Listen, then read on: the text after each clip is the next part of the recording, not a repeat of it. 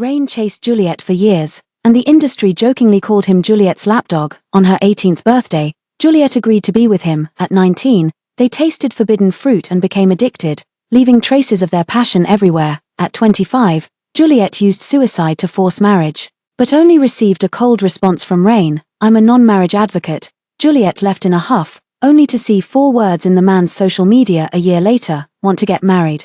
She packed her bags and rushed back home in excitement, only to witness Rain proposing to another woman. Juliet smiled self-deprecatingly and married someone else. Hello, everyone. Welcome to my channel. Subscribe us to read wonderful stories every day. Now the story begins. City N Airport. Juliet had just stepped out of the terminal with her luggage when she saw the large screens in the square flooded with news from 3 hours ago. It was a proposal video, with bold text underneath. Rain spares no expense to propose to his girlfriend, a Cinderella and Prince Charming fairytale romance. Juliet turned pale, her meticulously manicured nails digging into her palms. When she opened her social media feed, she saw Rain had posted a new update after thinking about marriage, proposal successful. She recognized the video background as Rain's favorite club. Without another thought, Juliet immediately hailed a taxi and rushed over. Upon arriving at the club, she effortlessly made her way to the top-floor VIP room frequented by those young masters. Just as she was about to push the door open, she heard familiar voices coming from inside. "Rain, you've only been with Lauren for a year and you're already getting married. What does that make Juliet, who's been with you all these years?" Juliet instinctively froze. Rain remained silent for a few seconds before replying irritably, "Finding true love isn't easy for me. Lauren will be your sister-in-law from now on, so show some respect. As for Juliet, I've long grown tired of her after all these years." At this point, his voice carried a disdainful laugh. "She even threatened suicide to force me into marriage. How cheap." Juliet felt her heart suddenly sink, instinctively raising a hand to touch the watch on her left wrist. Beneath the wide watchband hid the hideous scar from her wrist cutting a year ago, as if mocking her. A year ago, Juliet's family hinted at their desire for her to enter an arranged marriage, so she took the initiative to propose to Rain, but the man's response was, "I'm not done having fun yet." In a fit of anger, she slit her wrist with a razor blade as a threat. Rain simply turned away indifferently, leaving only these words, "Juliet, I'm a marriage-free advocate." At this moment Juliet finally realized it wasn't about not having played enough, but about being utterly bored. It felt like being pierced through the chest. The pain was excruciating. Amidst the raucous laughter inside, Juliet pushed the door open forcefully. "Rain." Rain turned to look. Under the neon lights, those wicked eyes momentarily froze in surprise. In an instant, he continued nonchalantly, "Juliet, when did you get back?" "Perfect timing though. I'm getting married in a month. After all these years of friendship, if you're free, come be a bridesmaid." It felt like seawater was flooding over her head. Juliet's breathing became labored. Rain had been pursuing her since middle school. At 14 or 15, she said she didn't want to date so young. The boy had been chasing her until he turned 18. From middle school through high school to college, who didn't envy them? Yet now, all they got in return was a single phrase, "old friends." That unwillingness made her unable to hold back her accusation. "Weren't you a marriage-free advocate?" Rain lowered his head and took a sip of wine, his thin lips moistened by the alcohol. In those years, it was these very lips that kissed every inch of Juliet's body, yet now they resemble a bow, shooting arrows straight into her heart. "In those ignorant years, I never met someone I truly wanted to cherish. Now that I have, I only wish to give her the very best." His smile was cold and detached, causing Juliet's inner walls of love to crumble instantly. Juliet felt tears welling up in her eyes.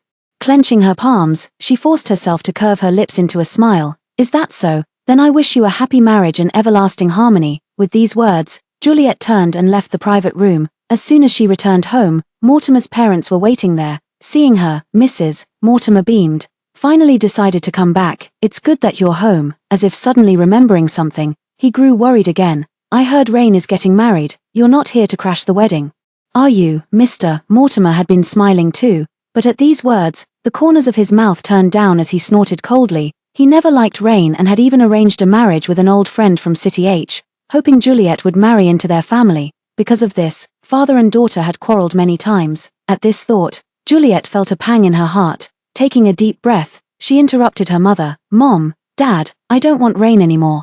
I've decided to marry into the Lester family of City H for an alliance." Mrs. Mortimer widened her eyes in shock, but before she could react, Mr. Mortimer decisively asked, "When?" "I'll make arrangements immediately." Juliet recalled Rain's words and pressed her lips together. 1 month from now. By then, Rain would marry, and she would wed. From then on, They would live apart, north and south, with no connection left, watching Mr. Mortimer rush off to call his old friend in a frenzy. Mrs.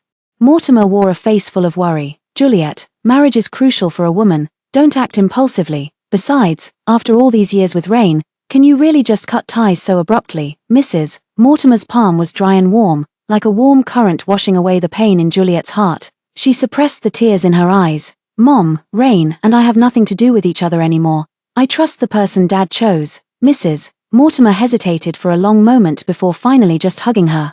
It's your decision. As long as you're happy, Mom will definitely support you. Juliet nodded with reddened eyes. I will be happy, I will. When Juliet returned to her room, the first thing she saw were all the items related to Rain filling the space. From the oversized beanbag by the floor-to-ceiling window to the diamond earrings on the dressing table, they had lived together for so long that the gifts he gave her became too numerous to keep.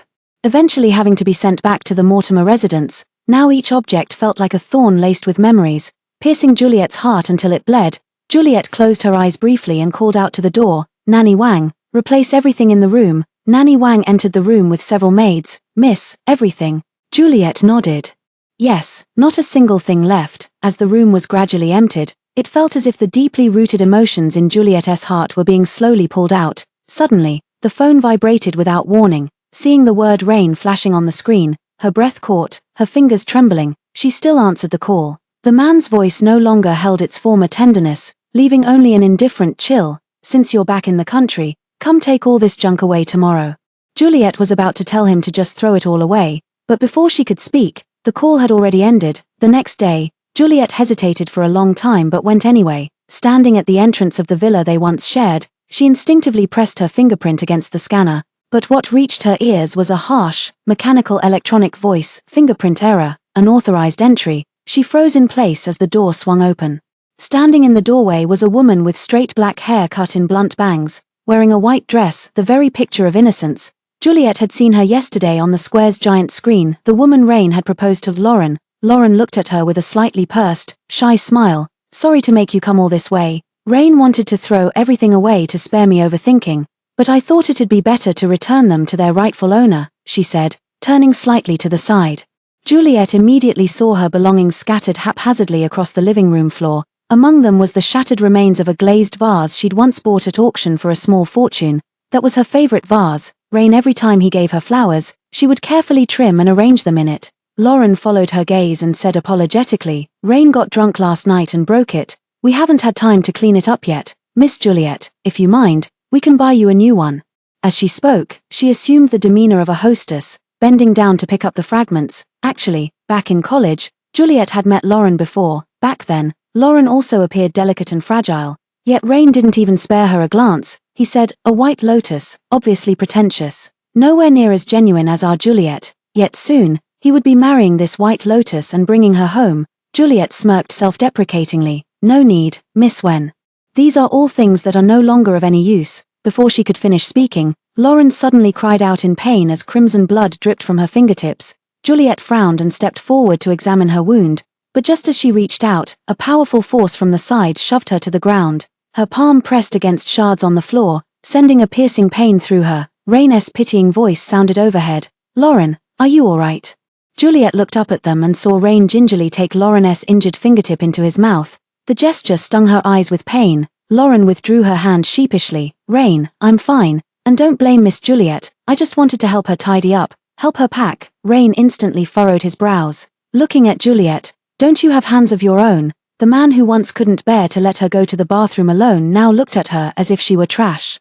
Juliet took a deep breath and stood up from the floor. It's all junk anyway. I don't want any of it. Rain frowned and kicked a bundle of things at her feet toward her. Up to you. But you'll have to take these filthy things with you. Juliet looked down at the scattered items, feeling all the blood in her body rush to her head, her entire face burning with humiliation. Rain had thrown out none other than the seductive lingerie she used to wear. Across from her, Rain scooped Lauren up in his arms and carried her toward the bedroom, speaking softly while coaxing. There, I'll tend to your wound right away. Juliet stared at those clothes, her palm clenching tightly, blood from her wound dripping heavily onto the pristine white floor. Dirty. But weren't these the very clothes Rain had given her, begging and coaxing her to wear them? From a nearby room, Lauren's coquettish voice drifted out intermittently. Don't be like this, Rain, Miss Juliet. is still here. Then came Rain's hoarse voice. Shy, don't be afraid, don't hold back, let it out. Juliet tasted blood in her throat, the same words Rain had once said to her. In the bedroom, in the bathroom, in every corner of this villa, she stood in the empty living room, feeling only an endless chill seeping into her very bones. So cold. Juliet pulled out a Zippo lighter from her bag. Click. She threw the lit lighter directly onto the pile of lingerie. The flames instantly leaped up, triggering the smoke alarm in the villa. The shrill alarm instantly drowned out the faint murmurs in the room. Rain rushed out bare-chested, his body still marked with suggestive red traces. The desire in his eyes turned to anger. Juliet, are you insane? Juliet curled her lips and retorted, did you just find out today? With that, she no longer looked at Rain, untied the silk scarf from her neck, casually wrapped it around her hand to stop the bleeding from her wound, then turned and walked away without hesitation, her high heels clicking decisively. Rain watched that retreating figure, feeling a strange sensation rise in his heart. Back then, everyone said he was Juliet's lapdog, but only he knew how much Juliet loved him. For him, the wealthy heiress Juliet compromised time and again, lowering her standards. Nearby, Lauren's scream snapped him out of his thoughts. Rain, why is there a fire? By the time Rain finished putting out the fire, Juliet's figure had long disappeared from sight. Meanwhile, Juliet went to the hospital to bandage her hand before heading to the mall for some shopping. After throwing away all the gifts Rain had given her yesterday, the room instantly felt empty and desolate. She didn't return home until evening after her shopping spree. As soon as they entered the house, Mrs. Mortimer pulled her into the room. Juliet, today the Rain family sent an invitation. Juliet felt the wound on her hand sting again.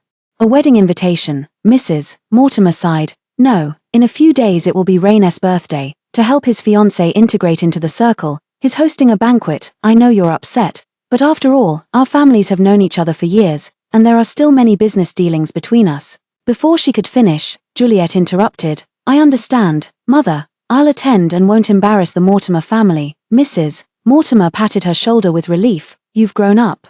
After Mrs. Mortimer left, Juliet stared blankly at the array of new evening gowns hanging in the room. Had her mother not mentioned it, she would have completely forgotten about Rain's birthday. There was a time when she could remember every single date related to Rain with perfect clarity. Then, she forced a smile again.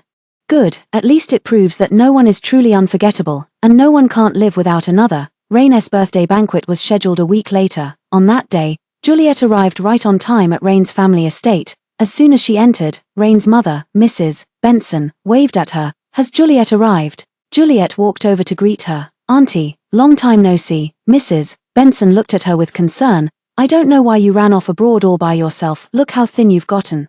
Juliet smiled without responding. Mrs. Benson had always been fond of her and was especially pleased to see her with Rain. At this moment, a slightly cold voice came from behind. Rain said, Mom, Lauren is the daughter-in-law of our Rain family. You should take good care of her. Juliet turned her head and saw Lauren standing beside Rain, looking somewhat uneasy. Madam Benson glanced at them indifferently. You protect her like she's the apple of your eye. Why would she need me? Rain looked at Juliet and snorted coldly, clearly thinking she had been complaining to Madam Benson. As a war seemed imminent, Juliet withdrew her hand. Auntie, you must be busy. I'll go greet my friends first. No sooner had she stepped away from the center than whispers drifted into Juliet's ears. This Lauren really has some tricks up her sleeve, actually managing to snatch Rain away from Juliet. More than that, to get her through the door.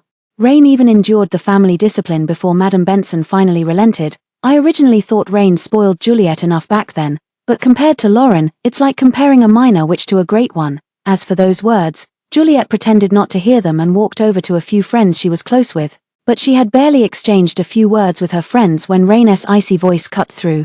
Juliet, stop appearing in front of my mother and spouting nonsense in the future.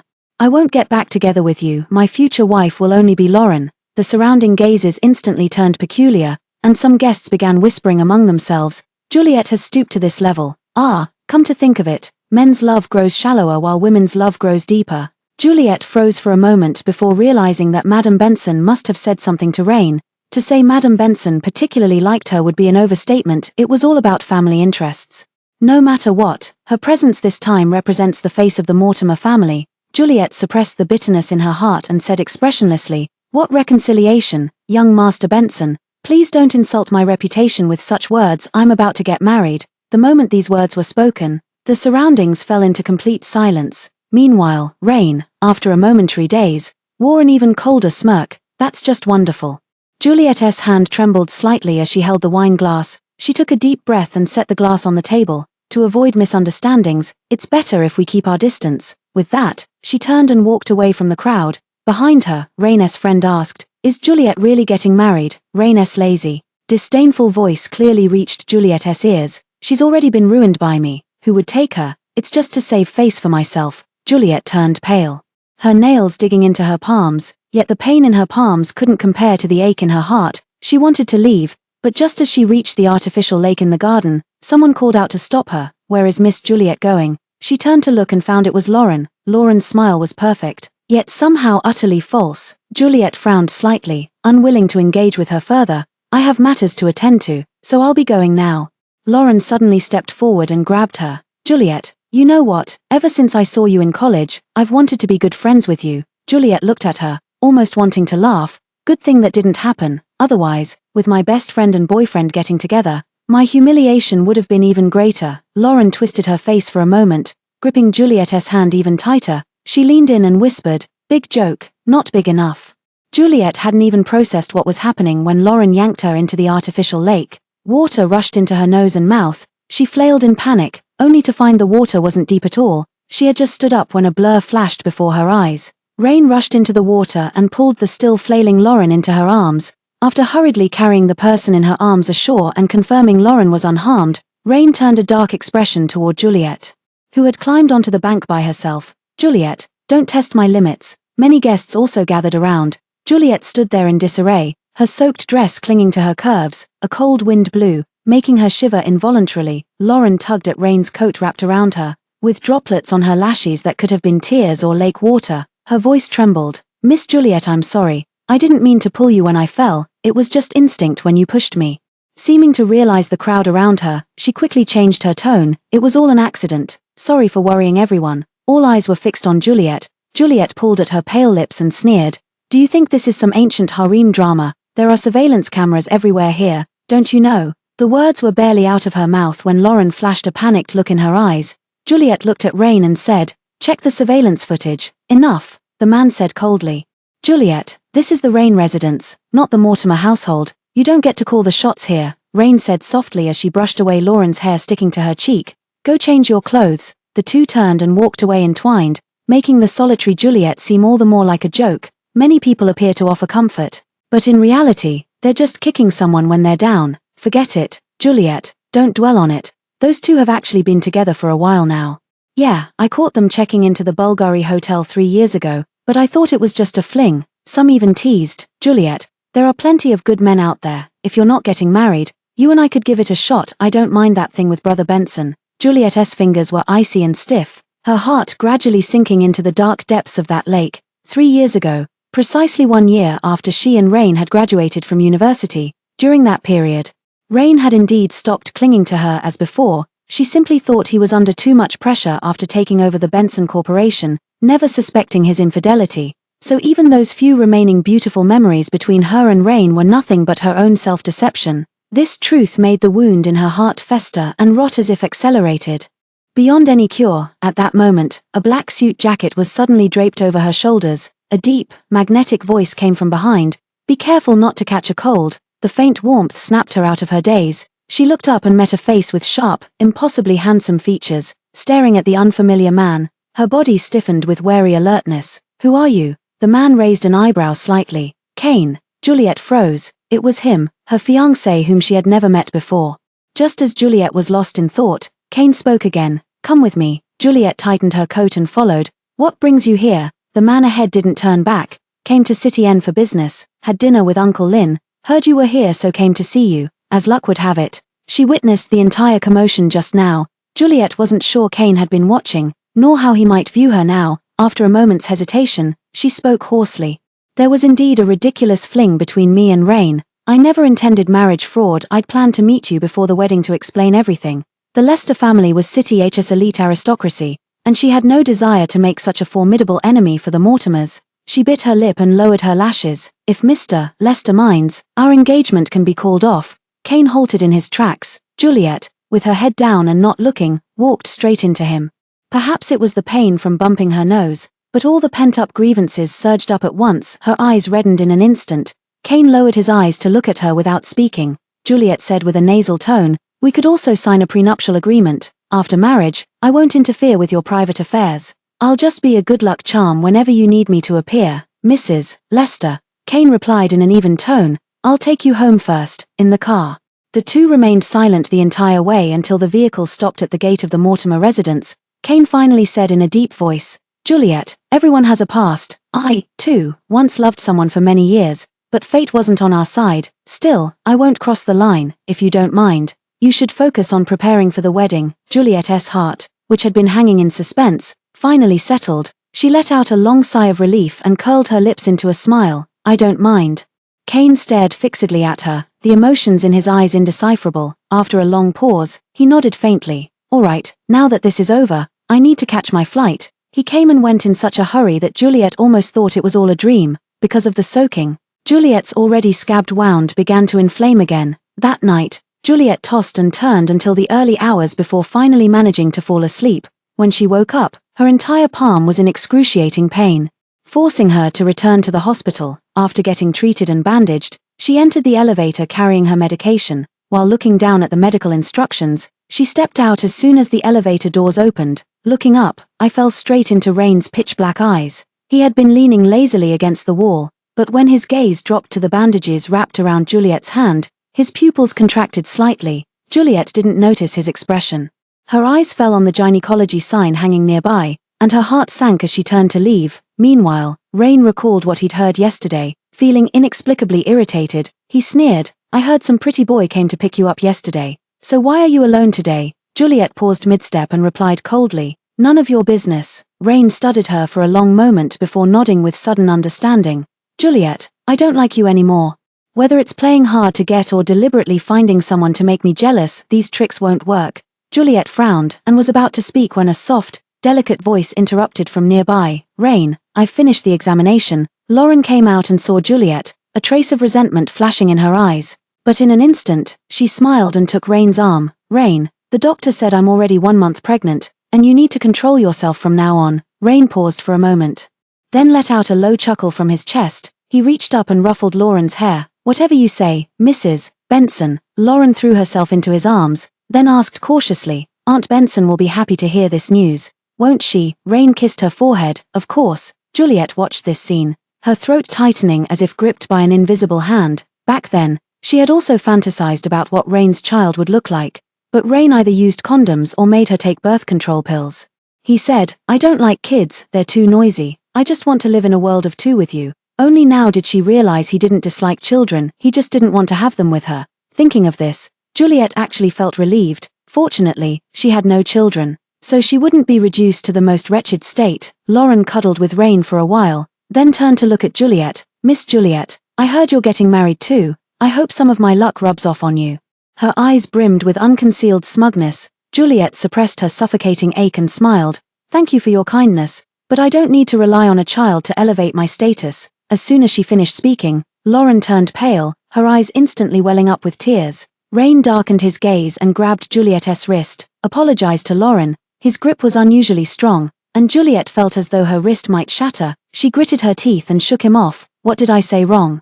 Rain wanted to step forward but was blocked by Lauren. Her eyes reddened. "Forget it, Rain. Miss Juliet is right. My humble background makes me unworthy of you." Rain held her in his arms, heart aching, while casting a cold glance at Juliet. "So what if you're a wealthy heiress? Aren't you just as shameless and cheap in bed?" The utterly emotionless words crushed Juliet's self-esteem beneath their heel. A sudden chill left her limbs frozen.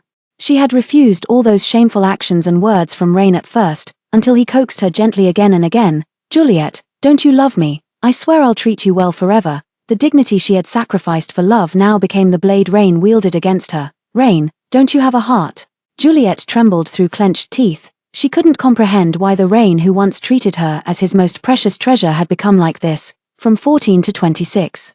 They had been entangled for 12 years, yet she felt as if she had never truly known Rain at all. Rain looked at her, his disdain almost palpable. "My heart belongs to Lauren. Though she comes from humble origins, her soul is noble. She is my most compatible soulmate." With that, he took Lauren by the hand and left. Juliet watched their retreating figures, her vision blurred by tears, her heart aching so intensely she could barely breathe. That very night, Juliet heard the news of Ruinous pregnancy spreading throughout their entire social circle. Unwed pregnancy was considered disgraceful in well-bred families, yet Rain might have been too overjoyed, making a grand announcement of it. Within 2 days, the Mortimer family also sent out invitations for the bridal banquet, but the groom's name was conspicuously absent. The entire high society of City N was abuzz with speculation about the groom's identity, creating quite a stir. Juliet stayed at home, determined to ignore the outside commotion, but an old friend who used to get along well with her, Lucy, came to ask, "Juliet, are you really getting married?" Not to save face, nor to spite Rain, Juliet was momentarily stunned, feeling both heartbroken and amused. Even now, her friends still believe she wouldn't marry anyone else. She asked, "In your eyes, do I love Rain so much that I can't live without him in this lifetime?" Lucy gave a mocking smile. "Your invitation didn't even include the groom's name. Everyone's speculating whether you're waiting for Rain to change his mind." After a moment's hesitation, Juliet exhaled, "This has nothing to do with Rain. My new husband's identity is rather special, so let's not bring this up again." Her marriage to Kane wasn't just a simple union, it involved the strategic alliance of two families. With many PR statements still being prepared, they had already agreed to announce the wedding news only on the day of the ceremony itself. Lucy thought she was just being stubborn and sighed, but didn't say anything more. With just half a month left before the wedding, Kane called. "Since the wedding is coming up quickly and there's no time to contact a famous designer for a custom dress, do you have a favorite wedding gown style in mind? If not, I'll make the arrangements directly." Juliet recalled a wedding dress she had seen in a magazine before. "Yes, I'll go take a look tomorrow." "All right," Kane responded. "Let me know if you need anything at all." The next day, Juliet went straight to the renowned designer's studio. The studio was spacious, and on the first floor, right in the center, her favorite wedding dress was displayed prominently. As she walked over, the staff had just taken the dress down at her request. Suddenly, a voice came from the entrance. "Rain. I picked out a few designs yesterday, help me choose carefully today." Juliet turned her head to see Rain and Lauren walking in. She frowned slightly, cursing under her breath about the irony of crossing paths. Meanwhile, Rain instantly wiped the smile off his face when he looked over.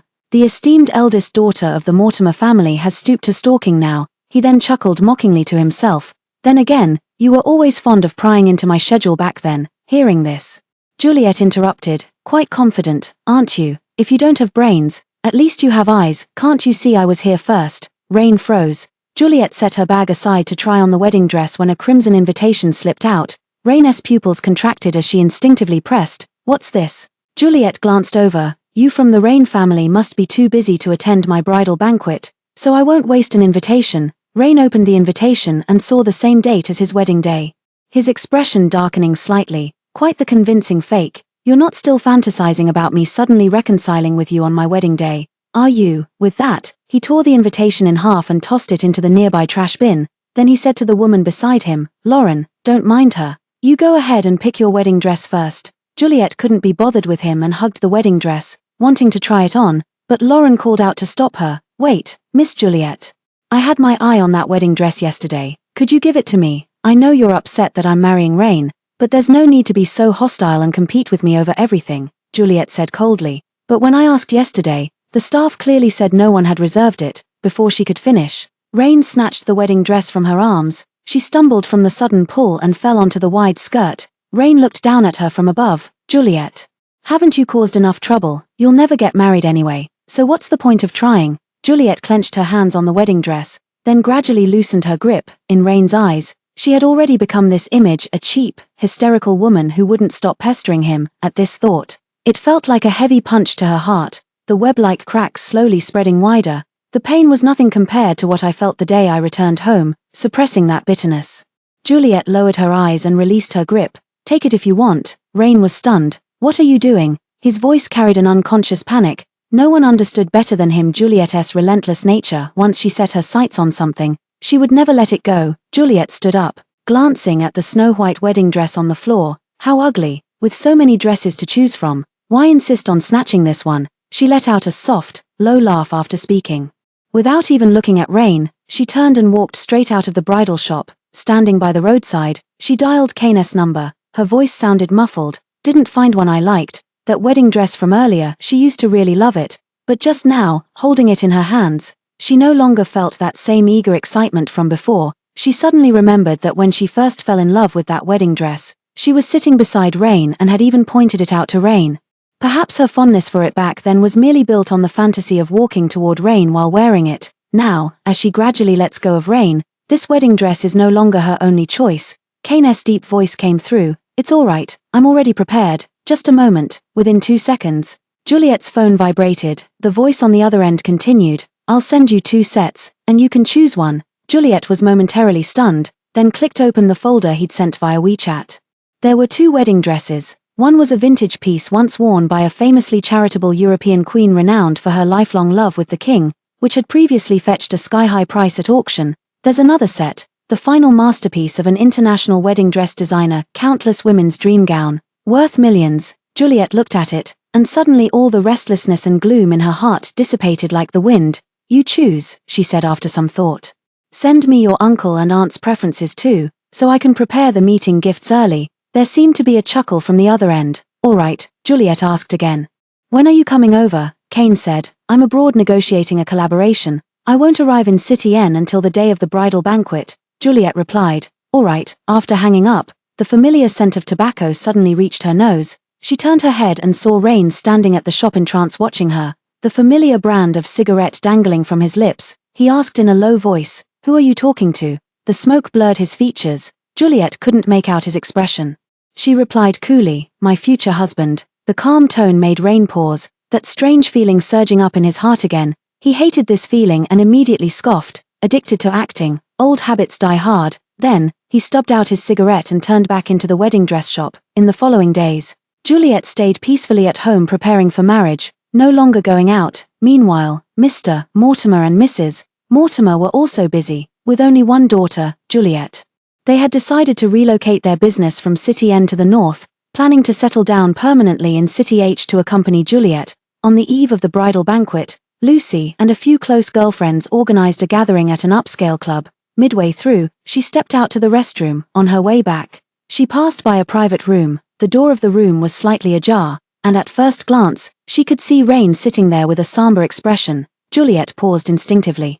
A teasing voice came from inside. Rain, you're getting married tomorrow. Why are you still calling us out for drinks? Something bothering you? What do you know? Sister-in-law is pregnant. Brother Benson must be pretty frustrated lately. Rain didn't respond. At this moment, a scantily dressed woman with seductive makeup boldly approached him. Young Master Benson, shall I keep you company for a drink? As Rain. There had never been a shortage of people throwing themselves at him one after another, but he would usually refuse. In the past it was because of Juliet, now it's because of Lauren. Just when Juliet thought Rain would scold the woman away, Rain smiled and said, What's the fun in drinking like this? He poured the wine into the woman's mouth and then kissed those crimson lips. Juliet suddenly felt the resentment that had been festering in her heart vanish in an instant, leaving only disgust behind. So, this person had been rotten from the very beginning. Just as she was about to leave, Rain turned his head to look at her. Our eyes met. He pushed the woman off him. Juliet, why won't you give up? You actually chased me here. He arrogantly pointed at the full bottle of foreign liquor before him. Since you're so infatuated, if you finish this bottle, I'll give you a chance to be my lover. Juliet initially thought about entering and pouring that bottle over his head, but after consideration, decided it wasn't worth it. Doing this might lead to rumors tomorrow that she turned crazy out of love, becoming mentally unstable and acting out everywhere because she couldn't have Rain. She really didn't want her name to be entangled with this person any longer. She gave a faint glance and walked away, but she had barely taken a few steps when her wrist was grabbed, instantly pulling her into the nearby emergency stairwell. Rain lowered his gaze to look at her, his eyes brewing like a gathering storm. Juliet, what was that look in your eyes just now? His calloused fingertips pressed tightly against the inside of her wrist, sending a shiver through her that made Juliet feel physically nauseous. She shook off Rain, taking a moment to suppress the wave of discomfort. Rain, could you stop being so presumptuous for once? She said impatiently. I'll say it one last time, I'm getting married. From now on, let's act like we don't know each other. Rain clearly didn't believe her. He sneered as he grabbed her hand, violently yanking off her wristwatch and smashing it onto the ground. The hideous scar lay exposed under the dim, icy lighting of the corridor. You'd even resort to suicide just to force me into marriage. How could you possibly marry someone else? Juliet's hand was scratched by the hard steel watchband, drawing faint blood. For the first time, the pain of the wound outweighed the pain in her heart. She looked up, and the expression on Rain's face was exactly the same as when she had forced him into marriage a year ago. She smiled. Why won't you believe that I really don't love you anymore, Rain? I sincerely wish you a happy marriage. Before she could finish, The man buried his head and kissed her roughly. Juliet felt her stomach churn. She bit down hard, the metallic taste of blood flooding her mouth. Rain recoiled in pain, his lips bleeding as crimson fury burned in his eyes. "Are you insane?" Juliet wiped her lips forcefully, her brows tightly knitted. "Don't touch me. I find it disgusting." With that, she pushed open the emergency exit door and walked out. Meanwhile, Rain stood frozen in place. His eyes filled with disbelief. As soon as she exited the emergency stairwell, Juliet immediately bumped into Lucy, who had come looking for her. Lucy glanced at the emergency exit door with concern. "Juliet, what did Rain want with you? He's not changing his mind about getting back together, is he?" Juliet was silent for a moment. "No," Lucy let out a relieved sigh. "Good, I thought he might have heard you're really getting married and come to make a scene." She linked arms with Juliet as they walked out. "Let's go back and keep drinking. Honestly, I never expected your fiancé would be Kane. Girl, you're really eating well." That night after returning home, Juliet dreamed all night long. One moment it was Rain staging an artificial meteor shower to celebrate her birthday. The next moment, Rain had his arm around Lauren, glaring coldly at her. In the end, all these scenes shattered like mirrors, Rain completely vanishing from her dreams. When she woke again, Juliet still had dried tears at the corners of her eyes, yet her heart was more peaceful than ever before. She understood she had truly and completely let go of Rain from her heart. The Mortimer family's bridal send-off banquet was modest, inviting only close friends and relatives, while the main feast was held at City H. Lester's residence. To Juliet's surprise, Kane even brought along that wedding gown once worn by a European princess. Seeing Juliet's gaze, he curled his lips slightly. "I think both outfits suit you perfectly, one to wear in City N, and the other for the occasion in City H." Juliet felt a stir in her heart. "It's too extravagant," Kane said gently. "Whether as the eldest daughter of the Mortimer family, Juliet, or as Mrs. Lester Juliet, you're worth it." Juliet smiled. With a man like this, as long as she didn't beg for love, she could live this life well, couldn't she? The bridal banquet was held at noon, with not many guests in attendance, but all the right people were invited. However, many guests were visibly startled when they saw Kane. For a moment, the crowd buzzed with whispers. "I thought Juliet was just putting on a show of a fake marriage to pressure President Benson into submission. Who knew she'd actually marry Kane?" Before, Rain kept saying Juliet wouldn't be able to marry anyone without him, but now she's not only married, she's landed the most eligible bachelor in the entire country. "Quick, take a picture. Aren't we going to Rain's wedding banquet tonight? We can show it to young Master Benson later." A crowd of onlookers reveled in the drama, their camera flashes lighting up the scene, but Juliet paid no attention to any of it. After the bridal farewell banquet, she followed Kane straight to the airport. The two would take a private jet directly to City H, where the main wedding banquet would be held. As she boarded the plane, Juliet turned back for one last look. The largest screen was broadcasting the live wedding of Rain and Lauren. Since the ceremony hadn't begun yet, their wedding photos kept scrolling on the screen above. Kane noticed her gaze but said nothing, only asking considerately, reluctant to leave. "Even after marrying into City H, you can still visit often." She withdrew her gaze without emotion. "No, I'm just very relieved that she still had a chance to start life anew." An hour later, the plane pierced through the sky.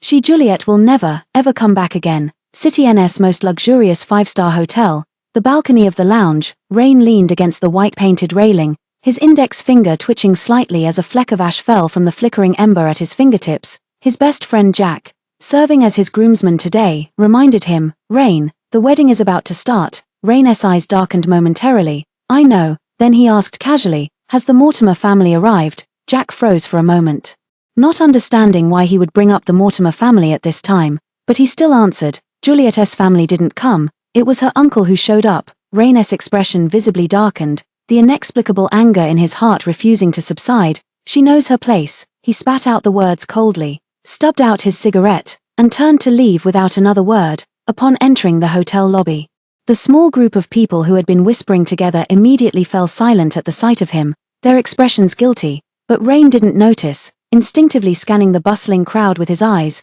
not spotting the familiar figure he was searching for. He felt something inside him collapse in an instant. By the time he regained his composure, he realized he had already dialed Juliet's number.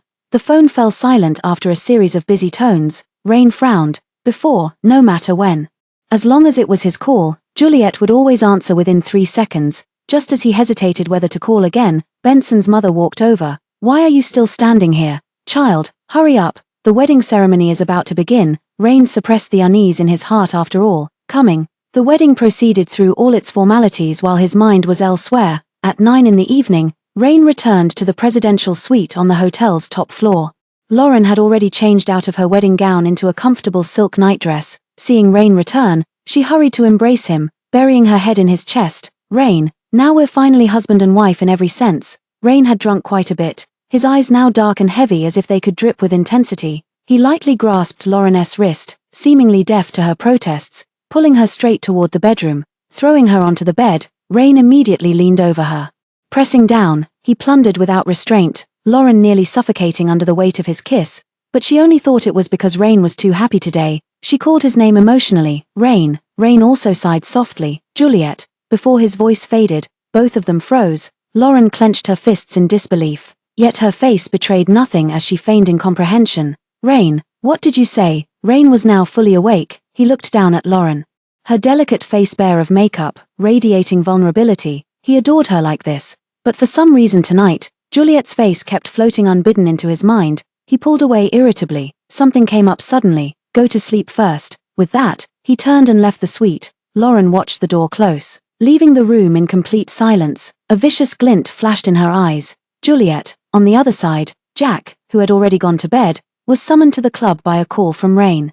When he arrived, Rain's phone on the table had just ended a call attempt from Juliet, and in Rain's call history, the entire screen was filled with Juliet's name. Not a single call had connected. Jack found it strange but still suggested, "Want to try using my phone?" Rain looked up at him. He immediately understood and dialed Juliet's number on his own phone. Within seconds, a slightly hoarse male voice came through the speaker. "What do you want with my wife so late at night?" Jack was stunned for a moment. He glanced down at the name on the screen and suddenly remembered today wasn't just the wedding day for Rain and Lauren, but also Juliet's big day. His phone suddenly felt scorching hot in his hand. He glanced at Rain's face, which had turned as dark as the bottom of a pot. I'm looking for Juliet. Can you let her answer the phone?" Whose call is it?" A soft moan suddenly came from the other end. And Rain's hand gripping the wine glass instantly tensed with bulging veins. He had heard that lazily husky voice countless times before. Juliet's voice, he could never mistake it. Immediately afterward, that same hoarse male voice spoke again. "It's nothing. Go back to sleep." Rain snatched the phone from Jack's hand. "Juliet, who is this man beside you?" Unlike his fury, the man on the other end of the line chuckled lazily. "She's already asleep. Whatever it is, we can talk tomorrow." With that, he hung up the phone directly. Rain wanted to call again, but only got the notification that the other party had powered off. Jack looked at the crimson in Rain's eyes. "Rain, you and Juliet." Rain remained silent, just drinking one glass after another. He felt as if his heart was being crushed by a massive mountain, so suffocating that he couldn't even catch his breath. Jack had no idea what was going through his mind and could only try to bring up Lauren to make him feel better. "Rain, tonight is your wedding night with your wife. Won't she be upset that you ran out like this?" Normally, mentioning Lauren would soften Rain's expression, no matter how upset he was. Over the past year, all the guys around them had seen how Rain cherished Lauren, holding her close to his heart. But Rain only twitched his brows, his tone laced with impatience. "She has no right to be upset." Jack was stunned for a moment, then remembered how Rain had just called Juliet. Suddenly, it dawned on him. "Rain, you." Before he could finish, Rain abruptly stood up and made to leave. Jack blocked his path. "Where are you going?" Rain darkened his expression. "To find Juliet." Jack didn't move, tapping a few times on his phone. "Take a look at this." The video on the phone showed exactly the scene from Juliet's bridal banquet. Not only that, the marriage alliance between the Mortimer and Lester families had even made it to the trending searches. Rain recalled those strange looks people gave him at the wedding and suddenly understood something. His broad shoulders relaxed slightly as fragments of memories flickered through his mind like scenes from a film. Juliet announced in front of everyone that she was getting married, and then there was that invitation Juliet handed him when she went wedding dress shopping.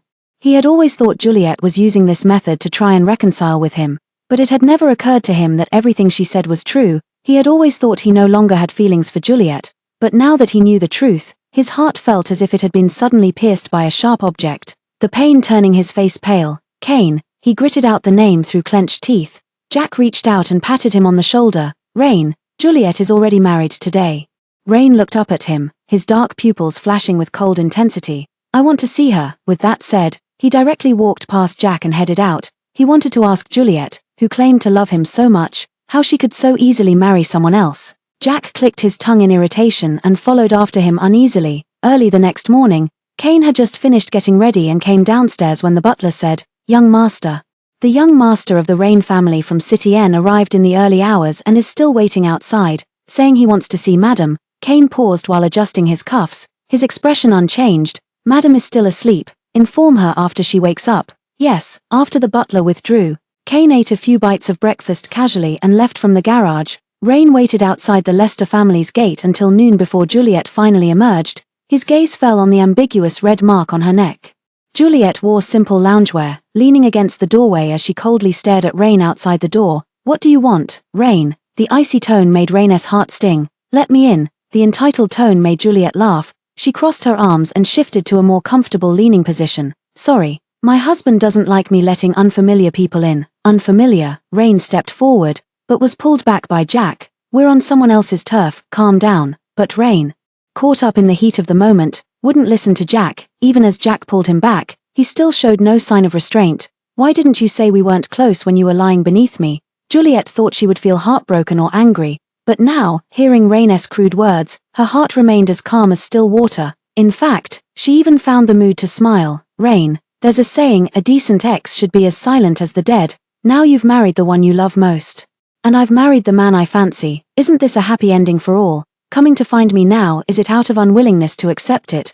Or have you completely lost your cool?" Her gaze at him was distant, disdainful. Rain stood frozen in place. At first, he fell for her and pursued her madly precisely because she never fawned over him like other wealthy girls did. He adored her pride and reveled in her unrestrained spirit. But at some point, perhaps as his passion waned, or perhaps because she invested too much in the relationship, he began to feel weighed down by her love. He couldn't understand how things had come to this. Seeing that Rain remained silent, Juliet lost all interest in pressing further. "Butler, please escort this person out, and inform security not to let just anyone in." With that, she turned and walked straight back into the villa. Rain was eventually escorted out of the villa area by security. Jack wanted to comfort him but couldn't find the right words. Finally, he only asked one question: "Are we going back to City N?" Rain still clenched his fists and shook his head at the words. "You go back first. I'm staying here." Jack frowned, disapproving of his decision. "Rain, do you have any idea what you're doing? You're already married to Lauren, so what's the point of coming back to pester Juliet now? Don't forget, your wife is still carrying your child in her womb." Rain's eyes flickered with movement, as if struggling greatly with himself. He said, "I know my limits," meaning he still intended to remain in City H. This was not at all the Rain that Jack knew, but he could only sigh and leave on his own. Meanwhile, Juliet had no idea Rain had stayed behind in City H. Because of her marriage to Kane, several society ladies had sent invitations requesting to meet her, having just arrived in City H.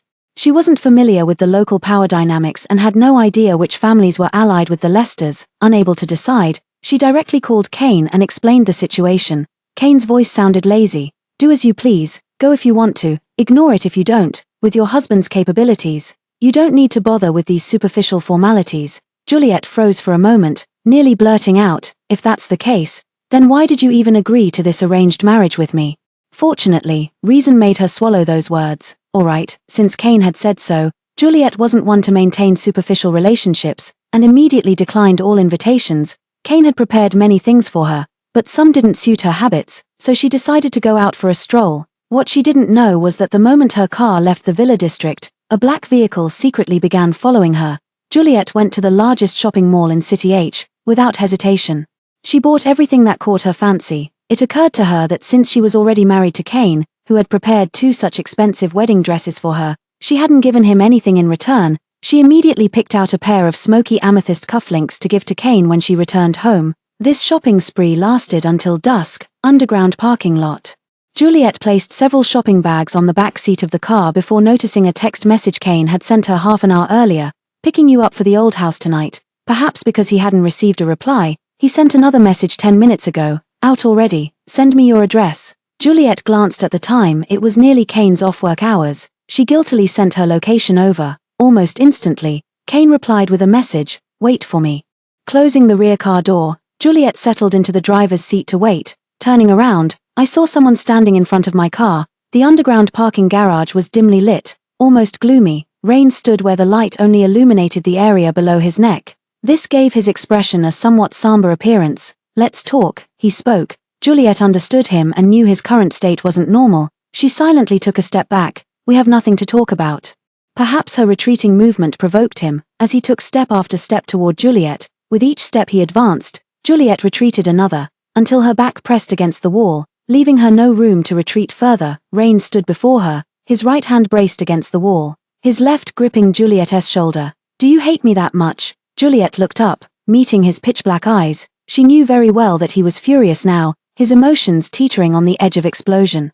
When she didn't respond, his left hand tightened slightly. "Juliet, you've succeeded," he said through gritted teeth. "I admit, I still have feelings for you. Seeing you marry another man, I couldn't stop myself from coming to find you." His breathing grew heavier. "Juliet, come back." Juliet knew she shouldn't laugh at a time like this, but she simply couldn't help it. After she burst into laughter, Ruinous' expression darkened even further. "Juliet, what do you mean by this?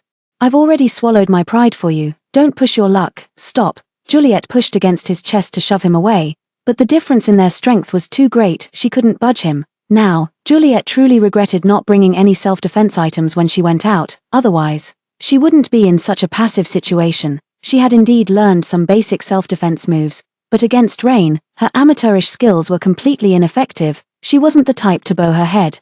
Yet at this moment she had no choice but to yield. "Step back, let's talk properly." Rain lowered his gaze to stare at her. She understood Rain, just as he understood her. After staring at her for 2 seconds, he curled his lips, thinking of running away. Juliet was about to speak when Rain released his right arm encircling her and pinched her chin, forcing her to raise her head. "Juliet, tell me." Kane would think if he knew about our past. The force of his grip was nearly crushing her jaw.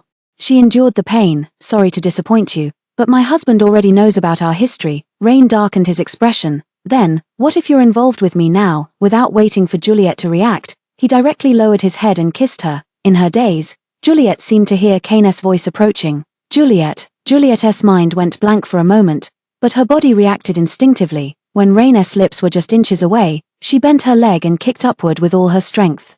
To dodge, Rain had to release her abruptly. Juliet glanced around, no one in sight, and seized the chance to dash sideways. The underground garage was vast, and at this moment, filled with cars. Before she could run more than a few steps, Rain caught up with her, pinning her against the car hood with an arm around her waist. His voice grew deeper with anger. "Do you hate me this much now? Have you forgotten who promised to love me forever and marry no one else?" Through the thin fabric, Juliet could distinctly feel Rain's calloused fingertips, his palm pressed tightly against her waist. They had used this position countless times in their memories. Juliet felt her stomach churn, nauseated to the point of nearly vomiting. "Rain, let me go." She struggled desperately, but it was all in vain. Rain had already pressed tightly against her. Juliet suddenly felt as if she were enveloped in despair. "Juliet." At that very moment, a voice that brought her comfort rang out. Immediately after, a muffled groan sounded, and the force restraining her loosened. The next second, she was pulled into a warm embrace. Kane gently patted her back. "Don't be afraid, I'm here." So the sound just now wasn't an illusion. Kane had really come for her. He carried a pleasant woody fragrance. Juliet nestled in his arms and gradually calmed down. Kane simply let her hold him like that. After a long while, Juliet finally pulled away from his embrace. "Thank you." She glanced to the other side and saw Rain with a large bruise near his eye, currently restrained by 2 security guards on either side. Kane had struck hard, and now Rain hung his head, completely dazed. Only at this moment Juliet did she feel her heart finally settle. She released her arms from around Kane and asked, "What about him?" Kane had a somewhat cold expression, making him appear aloof. He looked down at her emotionlessly and asked, "How do you want to handle this, if possible?"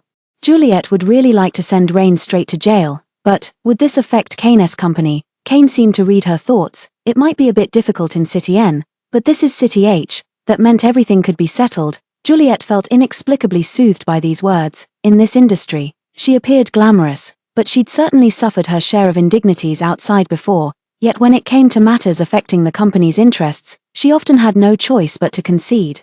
Her voice brimmed with excitement. "Then let's call the police." Kane with just a glance. The 2 security guards escorted the person away. He shoved Juliet into the car and took the driver's seat himself. "Bring a bodyguard when you go out from now on." His intentions were good, and Juliet had no reason to refuse. All right. It wasn't until the car left the parking lot that she belatedly realized. Just now Kane came over and saw how much of it would he harbor any resentment in his heart. Thinking this, she opened her mouth. "Just now, I was with Rain." She wanted to explain properly but didn't know how to begin. Kane drove with a hint of nonchalance. "No need to explain. You're the victim here. There's no reason for you to be blamed." Juliet looked at him, her eyes suddenly stinging with tears. She remembered her time with Rain. It was supposed to be a normal relationship. Yet in the end, all the bad reputation fell solely on her shoulders. She hadn't cared much before. But this sudden surge of bitterness told her she did mind after all. She bit her lip and lowered her head. The next moment, a hand with distinct knuckles appeared before her, holding a tissue. "If you want to cry, just let it out." Juliet froze for a moment before looking up at him. She saw Kane staring straight ahead. With no intention of turning to look at her, his interruption actually made her lose the urge to cry. Clutching a tissue, she stared at his profile. The car interior was unlit, the dim light shifting as his expression became inscrutable in the shadows. But one thing was certain, Kane's face was stunning enough to leave anyone breathless. Suddenly, Juliet recalled the white moonlight he had mentioned. She couldn't help but wonder, could there really be someone Kane, so perfect, couldn't win over? Thinking this, she voiced her question aloud. Kane's lips pressed together almost imperceptibly. It was an unrequited love. Juliet didn't believe it. "You, with this face, had an unrequited love?" Kane let out a breath that might have been a laugh. She had a boyfriend at the time, and now. Juliet finished speaking and immediately felt she had asked too many questions. She paused, then added, "If you ever get the chance to be with someone you like, you can tell me directly. I won't stand in your way." Kane didn't respond. It wasn't until the car arrived at Lester's family estate that Kane finally spoke. "I'm not Rain." The streetlight outside the old house was bright enough. Kane that when he turned to look at her, half of his face was clearly illuminated. "Right now. You are my wife, whether out of duty or anything else. You're the only one who holds that place. The way I was raised taught me not to be someone who changes their heart at the sight of something new." Juliet met his deep, penetrating gaze and, for a moment, found herself at a loss for how to react. Finally, he curled his lips into a smile and flicked her forehead with his finger. "All right, don't overthink it. Mom and Dad have been waiting for us for a long time." Juliet nodded and followed him into the house. The dining table was already set with food. A large portion of it was Juliet's favorite dishes. The family enjoyed a delightful meal together. Kane's mom even served Juliet several helpings of food. After dinner, Kane decided to stay overnight at the old house. Juliet then went out to bring in all the things from the car. When she entered again, she saw Kane's mom's bedroom door open. With Kane inside as well, Kane's mom called out. Juliet's eyes are red. "Did you bully her? I'm telling you, now that you're married, you're a grown man. Bullying your wife is unacceptable." Kane replied helplessly, "Mom, am I really that unreliable in your eyes? When have you ever been reliable?" Kane's mom snapped back, "Anyway, if I find out you're mistreating Juliet, I won't let you off easy." Juliet never expected Kane's mom to say such things to Kane in private. A warm current instantly flowed through her heart. Suppressing her inner excitement, she returned to the room she shared with Kane. Before long, Kane returned, holding a box in his hand. He walked straight up to Juliet and knelt down on one knee. Juliet was still processing the situation. "What are you doing?" Kane lowered his eyes, took out an exceptionally fine jade bracelet from the box, and without a word slipped it onto Juliet's wrist. "My mother said this is the Lester family heirloom. Today, I'm giving it to you. It's too valuable." Juliet awkwardly averted her gaze, only to notice his ears turning slightly red. She was surprised but chose not to point it out, simply saying, "Besides, there's no need to kneel so formally." Kane cleared his throat, unconsciously rubbing her wrist with his thumb. "Just take it, Mrs. Lester." With that, he stood up to leave. Juliet grabbed his arm. "Wait, I have something for you too." "Is that so?" Kane raised an eyebrow slightly, crossing his arms as he stood to the side. Watching her with leisurely amusement, Juliet rubbed her earlobe and produced a velvet box. Opening it, "I saw this at the mall today and thought it suited you, so I bought it." The purple jade reflected light under the lamp. Kane frowned slightly. All the cufflinks he usually wore were without exception black. Yet he still reached out his hand. "Help me try it on." Juliet complied. Kane rotated his arm and examined it for quite some time without expressing whether he liked it or not. Only the slight curl at the corner of his lips revealing his current mood. "I still have company matters to discuss with Dad. You should sleep first." With that, he strode out of the room. Juliet watched his figure disappear through the doorway, then removed the jade bracelet from her wrist and carefully placed it back in its box. Since the bracelet was Lester family's heirloom, wearing it carelessly outdoors would inevitably lead to scratches. After tidying up, she scrolled through her phone for a while before lying down to sleep. The next time she heard news of Rain was 3 evenings later. Kane came home after a day's work, and his first words were, "Rain has been released from detention." Since Rain didn't actually do anything in the underground garage, he was only detained. Juliet wasn't surprised. After all, Rain's family wouldn't just abandon him. It was only natural for him to be released. Kane walked up to Juliet. His tone no longer as casual as before. Lauren bailed him out. He reached out and ruffled Juliet's hair. Now that Rain is bothering you, Lauren will only blame you for it. Who knows what tricks she might pull. You should be careful too. Juliet knew exactly what kind of person Lauren was, and understood his concerns weren't unfounded. Alright, I'll be careful. Kane smiled, his expression relaxing again. Rain has made some big moves since coming out. It seems he's aiming to break into City HS Market. Juliet instinctively widened her eyes. Will this affect you? Kane looked at her, his fingers slightly curling. Then, he flicked Juliet's forehead with his finger. You should worry more about yourself. Juliet watched him walk into the bathroom, momentarily dazed. Kane seemed to enjoy flicking her forehead, but he always held back, never using enough force to actually hurt her. His actions were more about showing affection. Yet the time they'd spent together barely added up to much, let alone any emotional foundation. Just as she was thinking, the sound of running water came from the bathroom. Juliet shook her head, dismissing all those thoughts from earlier. For many days after that, Juliet mostly stayed at home, only going out when absolutely necessary. A month passed like this. Juliet occasionally came across news online about the Benson Group entering the City H market. However, perhaps because Kane was suppressing it, Rain was struggling to make progress. News like this Juliet would just glance at, never taking it to heart. That day, the beauty salon where she had a membership called, saying they had new products and invited her to come try them. Having been feeling bored staying at home these days, she decided to go out. Entering the beauty salon, she went straight to the changing room to get dressed. As soon as she entered, she noticed something odd about the incense in the dressing room. Its scent was different from before. Look out! She immediately turned to leave, but before reaching the door, a wave of dizziness struck her head. Then, everything went black before her eyes as she collapsed forward, out cold. Don't worry, I paid a fortune for this drug. She won't get away. Then hurry up and get her out of here before anyone notices. The unfamiliar voices made Juliet feel dizzy and confused. She tried to struggle, but the drug's effects overpowered her, and she fell into a deep sleep. When I came to again, I was in a pitch-black place. There was an indescribable smell in the air. Juliet tried to move and found herself bound hand and foot, carelessly thrown on the ground. The floor was covered in coarse gravel. It looked like some sort of abandoned factory. As she was thinking of a way to escape, footsteps approached from outside. Why hasn't that woman come yet? We've already tied the person up. Is she trying to back out of the deal? When I went out to buy cigarettes earlier, I heard police sirens blaring non-stop. No idea what big incident happened. Who cares? Anyway, we'll take the money and leave this place once we get it. That woman asked us to kidnap someone. She won't let us get caught just like that. Footsteps stopped at the door. Juliet kept her eyes closed, though her head remained groggy from the medication. She had mostly pieced together her current predicament. She couldn't claim to have been a complete saint in her life, having been spoiled and domineering, but in truth, she'd never truly crossed anyone. If there was one woman who held a grudge against her, it could only be Lauren. She had been feeling panicked. But upon hearing the kidnappers outside mention police sirens, her worries eased somewhat. Kane must have already realized she was missing, though she didn't know how long she'd been gone. She was certain Kane would find her soon. There was no particular reason, she simply trusted in his capabilities. With these thoughts, Juliet completely relaxed and began conserving her energy. As time passed, the sunlight seeping through the gaps in the cloth-covered windows grew fainter, and the sky outside darkened. There was movement outside again. The two men guarding this side exchanged a few words, then lighter footsteps entered.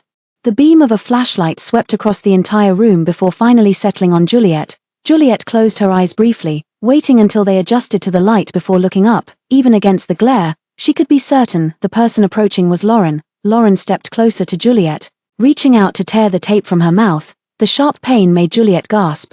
Juliet, so you've fallen into my hands at last. Juliet leaned against the cold wall and said unhurriedly, Lauren.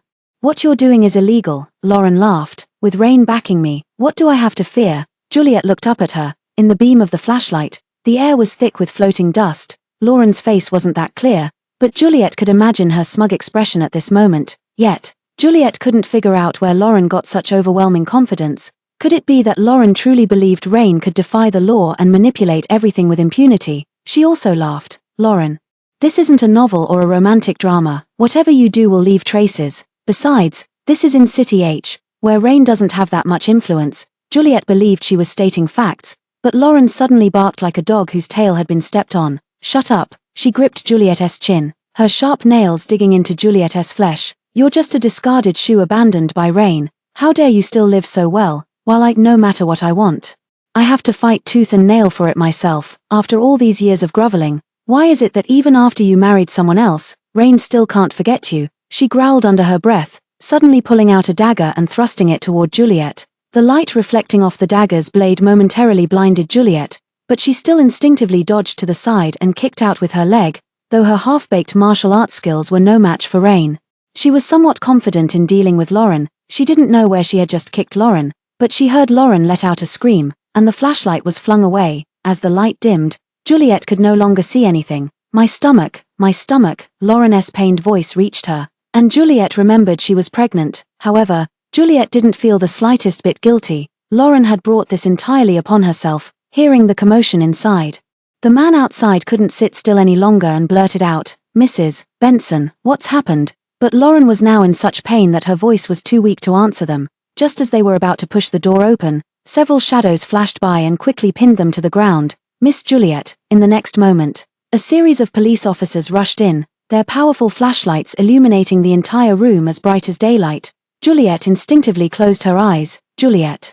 The familiar voice carried urgency, and the next moment, she was pulled into a tight embrace. "Kane," she called out softly, I'm here." His voice carried no emotion, sounding as if he was angry. Juliet opened her eyes, now adjusted to the light, and could clearly see Kane's appearance. He was frowning tightly, his lips pressed together. As he bent his head to untie the ropes binding her hands, she looked up to see another person entering through the doorway. Rain strode over with large steps.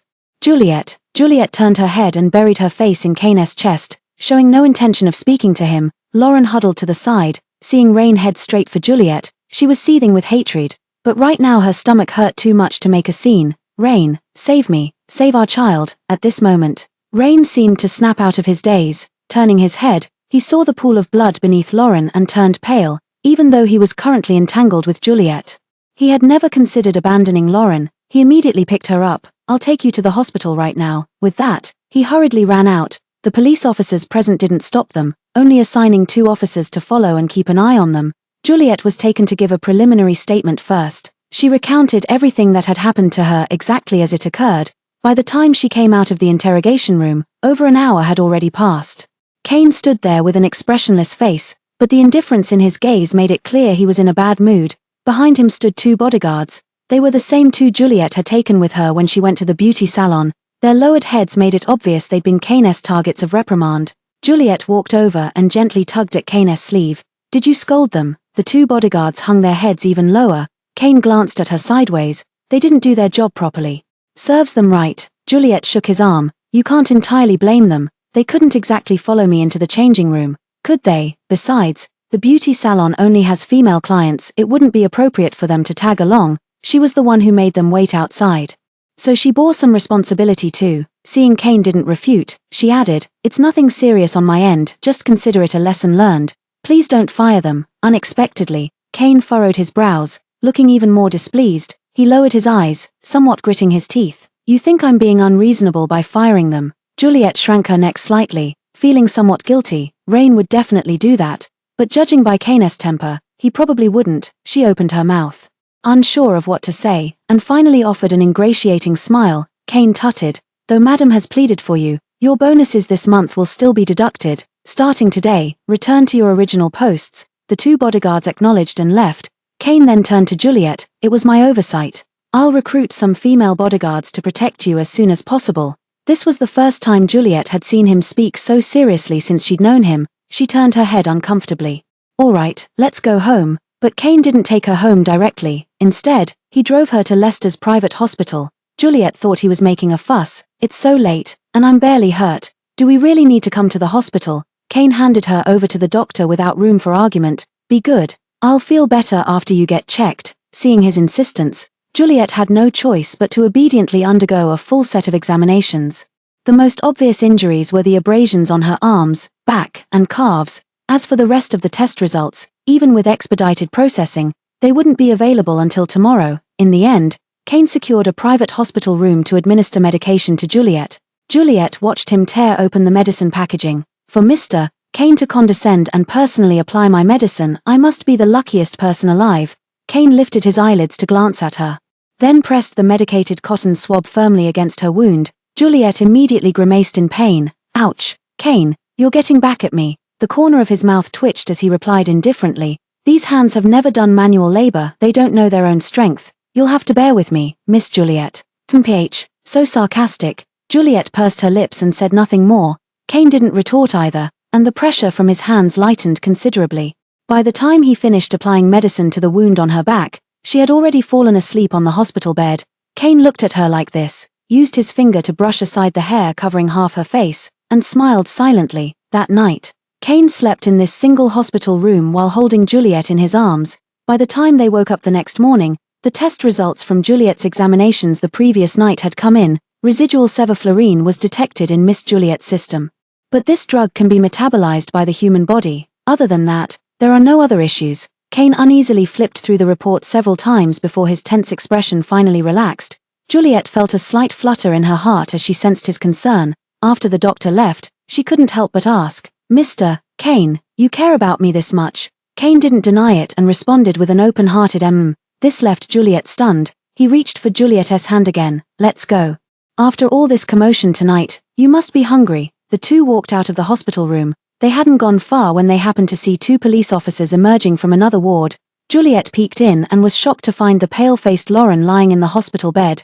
The two officers recognized Juliet and Kane. One of them said, "The suspect survived emergency treatment last night. The baby was saved. We just finished taking her statement." Juliet nodded. "Good work." After they left, she remarked with a sigh, "She's tough." Last night she had seen it with her own eyes. Lauren was lying in so much blood it was terrifying.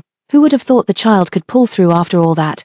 Kane opened his mouth to say something, but then Rain stepped out of the hospital room. Lauren also spotted Juliet standing in the hallway, and immediately became agitated. "Juliet, you vicious woman, I'll sue you for intentionally harming my child." Juliet let out a cold laugh. "That was self-defense. If anyone's filing a lawsuit, it should be me against you." "Ah, Juliet, you." Lauren's remaining words were cut off as Rain closed the door behind her, leaving only indistinct murmurs. Having likely stood guard all night, his unshaven chin bore stubble, giving him an overall disheveled appearance. Juliet had only glanced over when she suddenly felt an arm drape across her shoulders. She turned her head to see Kane gazing at her with profound intensity. His head slightly tilted. "Well then, this man's possessiveness runs rather deep." Rain watched their silent exchange, a suffocating pressure building in his chest as if ready to explode. He pressed his lips tightly together and spoke hoarsely. "Juliet, let's talk." After a pause, as if anticipating her refusal, he added, "About how Lauren hurt you," meaning, he wanted to settle this privately. Ignoring Kane's already furrowed brows, Juliet nodded. "All right." Kane's thin lips instantly pressed into a straight line, his expression growing even more indifferent, but he didn't undermine Juliet either. "I'll choose the place." Kane chose a hotel very close to the hospital. Juliet and the other two arrived to find the private dining room already set with dishes. Kane pulled out a chair for her. "Eat something first. We'll talk after." Having said that, he unhurriedly began serving her dishes. Juliet was in no rush either, starting to eat with slow, deliberate bites. Compared to their relaxed demeanor, Rain remained distracted throughout the entire meal. He was already worried about Lauren, and seeing Juliet and Kane being all lovey-dovey in front of him made his heart feel as bitter as swallowing coptis root, chewing wax with no flavor. Rain watched as Juliet put down her chopsticks and immediately said, "Juliet, this time, could you let Lauren go? She still carries my child in her womb." Juliet wiped her fingers clean one by one before lifting her gaze to meet the person across from her. "Rain, what gives you the right to say such things to me? I was nearly stabbed to death by Lauren. That knife is still at the police station. Why should I spare someone who almost killed me?" Kane twitched his eyelids but refrained from interjecting. Rain was momentarily dazed. He couldn't remember how long it had been since he'd seen such a stern and vivid Juliet. His heart swelled like a balloon, and his pulse quickened slightly. It wasn't until Kane cleared his throat pointedly that he snapped out of it. Across the way, Juliet's expression had turned to disgust. Rain felt like a rapidly inflating balloon suddenly punctured by a needle, deflating at breakneck speed. He lowered his head, avoiding Kane's scornful gaze. "You can make any request, as long as it's within my power to fulfill," Juliet said solemnly. "Very well, I have two conditions. If you agree to them, I'll forgive Lauren this time. First, you withdraw from the project you're competing for against the Lester family." Rain's expression changed dramatically. He wanted to refuse. He needed this project to establish his footing in City H. Seeing Juliet's resolute expression, he knew there was no room for negotiation. His throat felt clogged, but he still spoke. "Fine. Losing this project wouldn't be the end, there would always be another." He believed in his own abilities. Juliet added, "Second, I want you to never bother me again." Rain paused slightly in expression. He looked at Juliet, his gaze like a searchlight, as if trying to detect any discrepancy between her words and her micro-expressions, but there was none.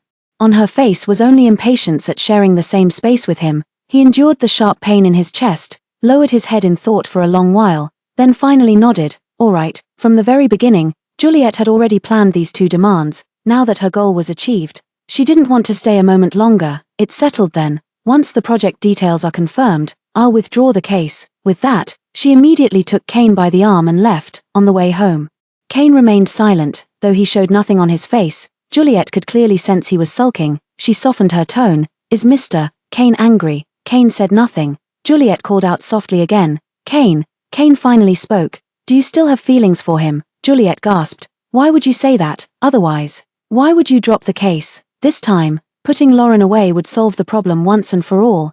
Juliet inexplicably detected a tone of resentment in his voice. So he thought she agreed to withdraw the case because she still couldn't let go of Rain. Then why did she bring up those two conditions? She glanced at his head and answered truthfully. But Lauren is currently pregnant. How much punishment could she possibly receive? Even if we send her in, with Rain's capabilities, he could make her life comfortable there. It's better to use her to gain more benefits for us. You've been busy with that project lately, and I want to help you too.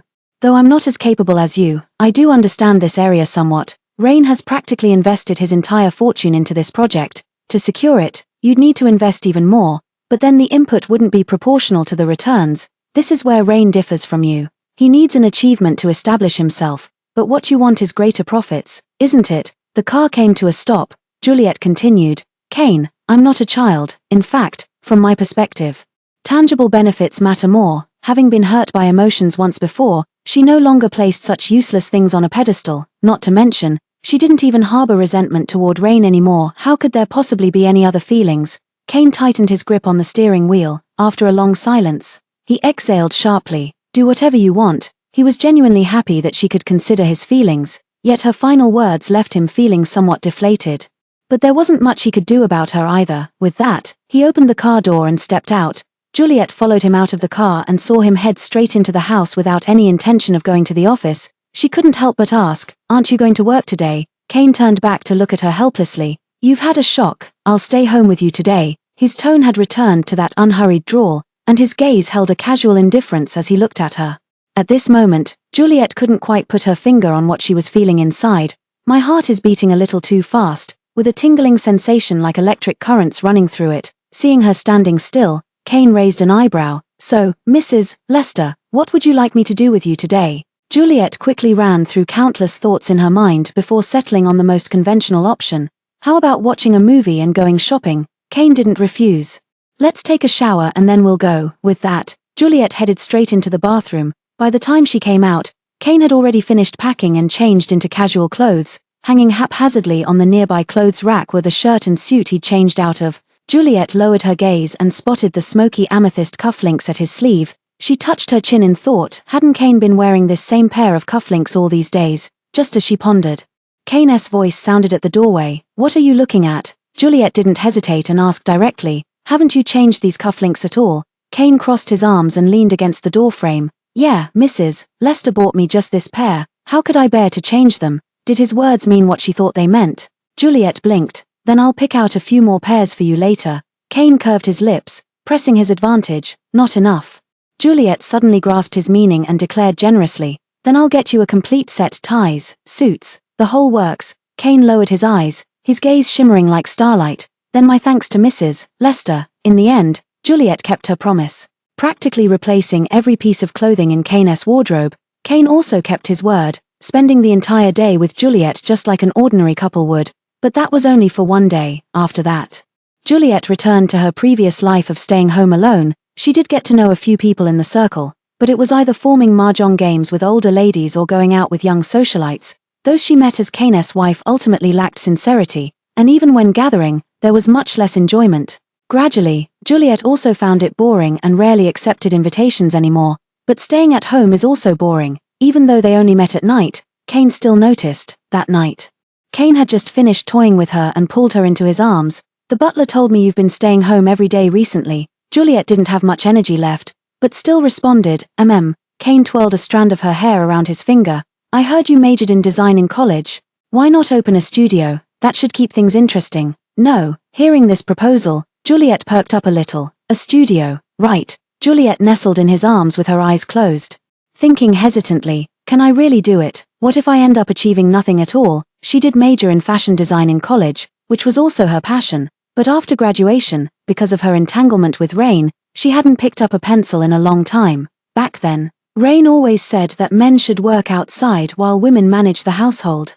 If she wanted to be with him, she should take care of the logistics and look after him well. Most wives in this circle lived exactly like that, so she obediently followed suit. Now, Kane brought up the topic again, and only then did she remember her former dream to become an internationally renowned designer. At this thought, Juliet felt all traces of drowsiness vanish. Kane gently pinched the soft flesh of her cheek. If you want to do it, then be bold, even if you fail. It's nothing, I've got your back. Juliet shot him an annoyed glare. You make it sound like you're my sugar daddy. Kane choked slightly. That could be arranged, he spoke while lowering his head to capture her lips again. Then, once more, Juliet was almost immediately led to forget Kane's earlier suggestion. By the end of the night, she was practically exhausted into sleep, yet when she woke the next morning, she hadn't dismissed the studio matters they discussed the previous night and began making preparations accordingly.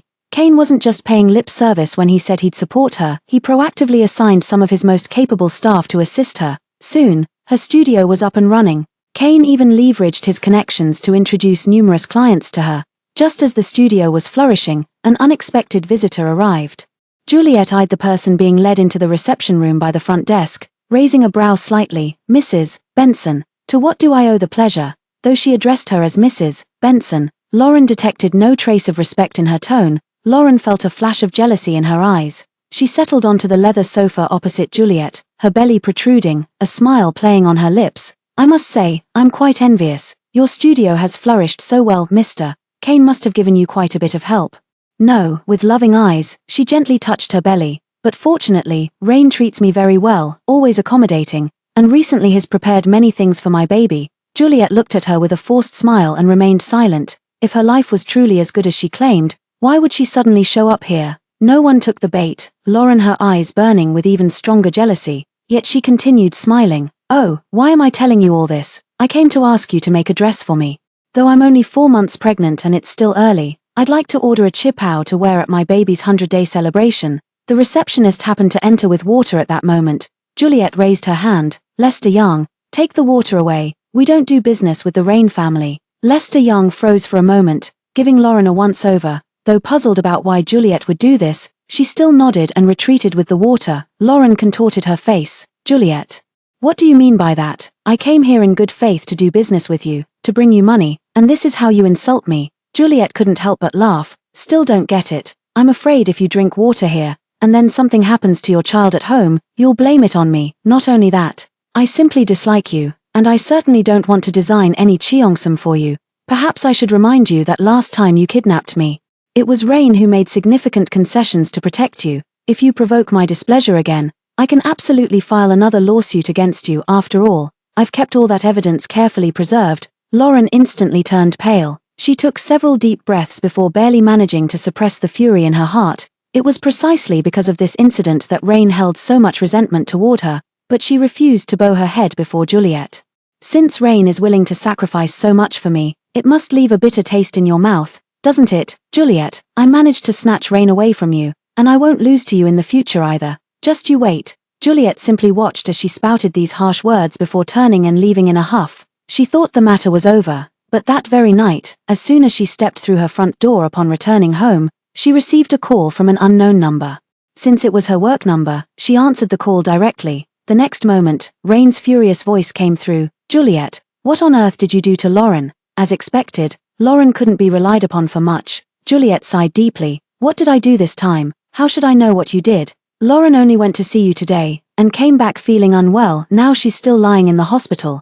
How dare you claim you did nothing? Juliet rolled her eyes hard. Then, she directly sent over all the surveillance footage from today when Lauren visited the studio. I thought after what happened last time, you'd finally understand what kind of person Lauren is. Yet you still take her word at face value. Rain, how did I never realize you could be this foolish before? There was a long silence on the other end of the phone. Juliet ignored whether he was watching the surveillance footage and finally said, Don't forget what you promised me. If you can't keep an eye on Lauren, I wouldn't mind teaching her a lesson for you." With that, she hung up directly and then blocked Rain on her work phone as well. She saw Rain again at the engagement party of a certain socialite in their circle. Juliet attended the banquet as a wedding dress designer for the heiress. Although he lost that project, as time passed, Rain managed to gain a small foothold in City H. But even so, City H was exclusionary, unlike the Mortimer family protected by Kane. And he still struggled at every step. Juliet spotted Rain standing alone in a corner of the banquet hall, surrounded only by a few other young talents who had just made their mark in City H's business circle. City H's social circles have always been this way. If the younger generation can't break into existing groups, they have no choice but to form their own clusters for warmth. But City N-bred Rain, who grew up pampered with smooth sailing, clearly doesn't understand this law of survival. When several young men intentionally tried to befriend him, he simply walked away with his drink in hand. Juliet watched this scene unfold before calmly turning to find herself a seat. It was still early, and she quietly listened to the surrounding ladies discussing the latest trends, until, half an hour before the engagement banquet began, a commotion arose at the entrance of the hall. It's human nature to enjoy a spectacle. Juliet followed a few of the ladies nearby. Subtly making her way toward the disturbance, her eyes lit up slightly as soon as she reached the door. Who else could be struggling here if not Lauren and Rain? Lauren's belly was already quite large. At that moment, she was wearing a loose white dress, with teardrops hanging precariously from her eyelashes, and Rain stood nearby, his face as grim as could be, with several scratch marks visible on his neck. The two stood in a stalemate, neither willing to back down. Juliet couldn't help but ask someone nearby, "What's going on?" Someone immediately whispered to her, "It's that woman." She showed up without an invitation, demanding to see Rain, claiming to be Mrs. Benson. The doorman only called Rain out to verify her identity because she's pregnant. Rain came out, and this woman had the audacity to rush up and ask if Rain had another woman on the side. Another person spoke disdainfully.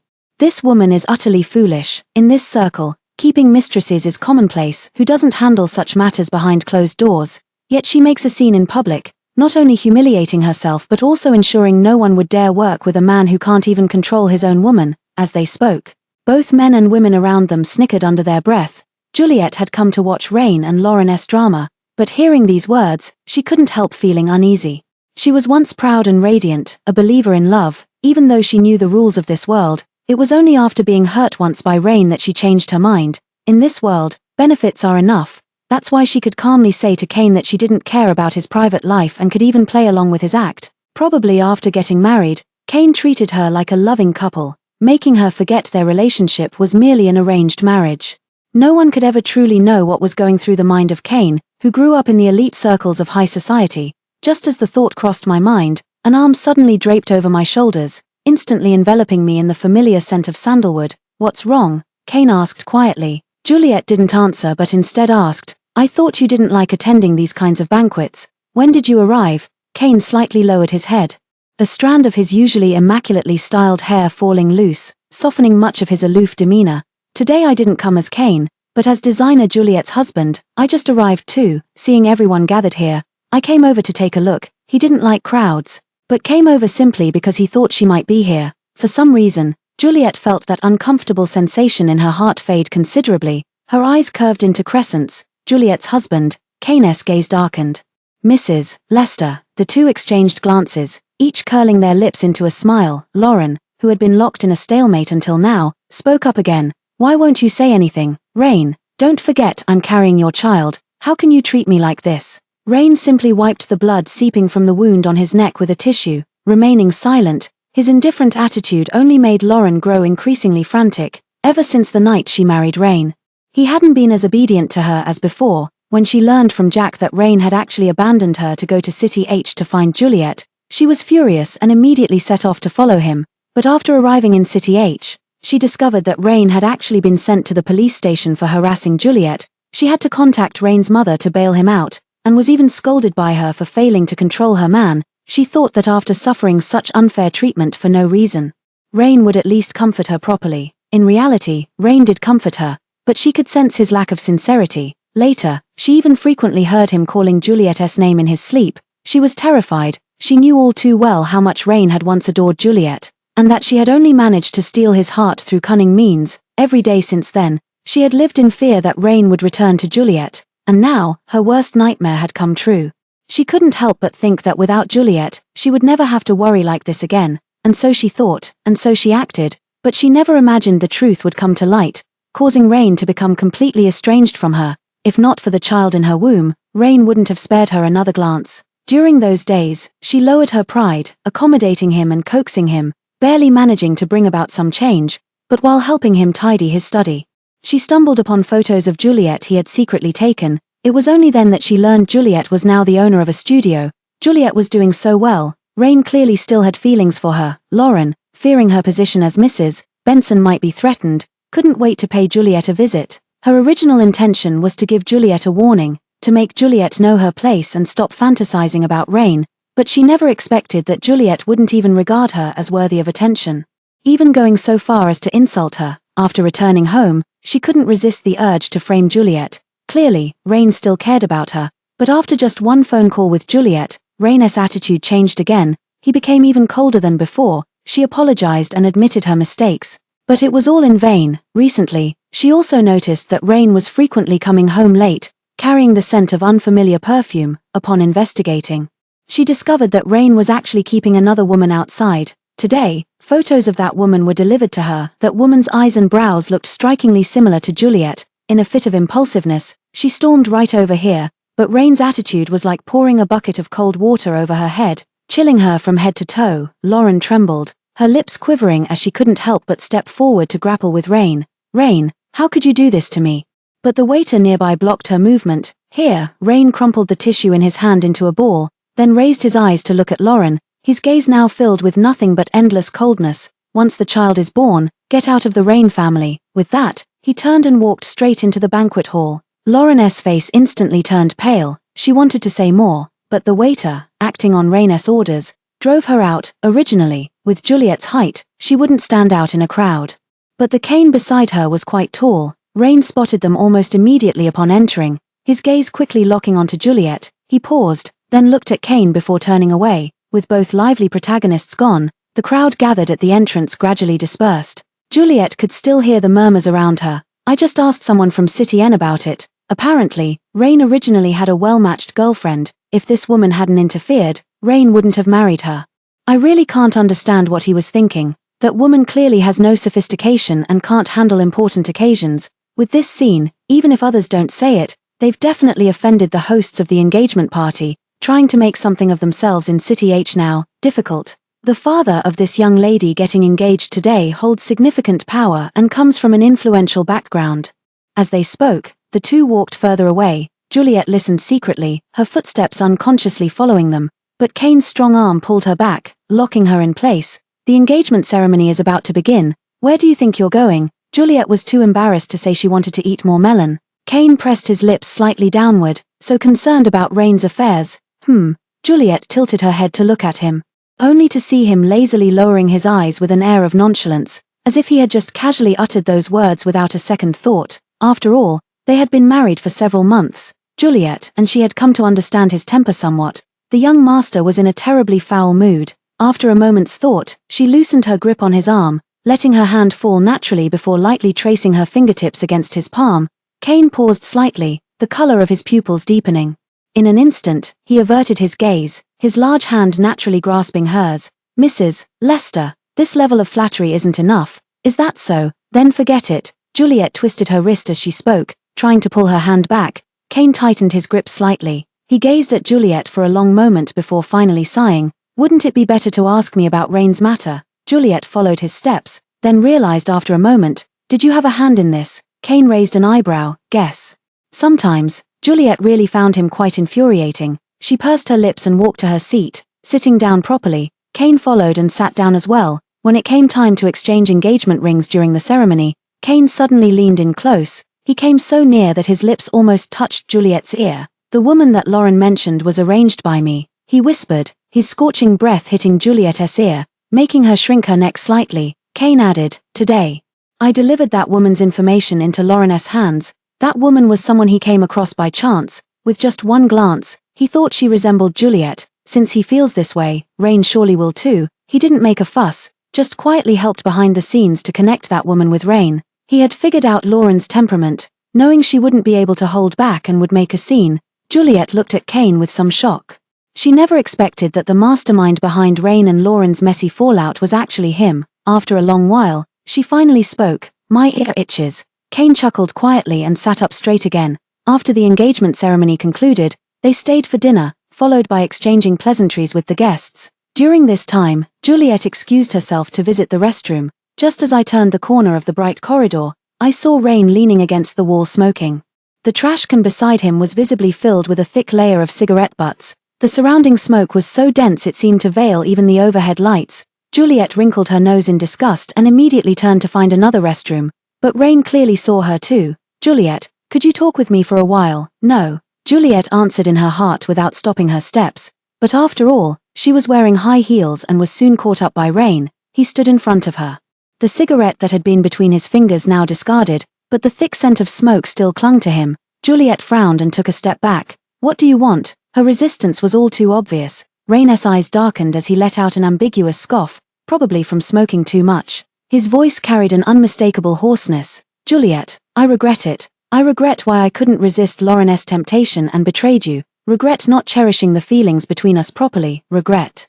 His brows were tightly furrowed, looking as if he had a bellyful of words to pour out, but Juliet's patience was limited. With no time to waste listening to his nonsense, "Rain, there's no such thing as a pill for regret in this world. Even if there were a pill for regret, and I had to choose again, I would still leave you. You know my temper. Had I known you'd been fooling around with Lauren 3 years ago, I wouldn't have waited until you proposed to her. I'd have dumped you right then." Rain held his breath, his face visibly paling. He stared fixedly at her, trying to detect even the slightest hint of reluctance in her expression or eyes.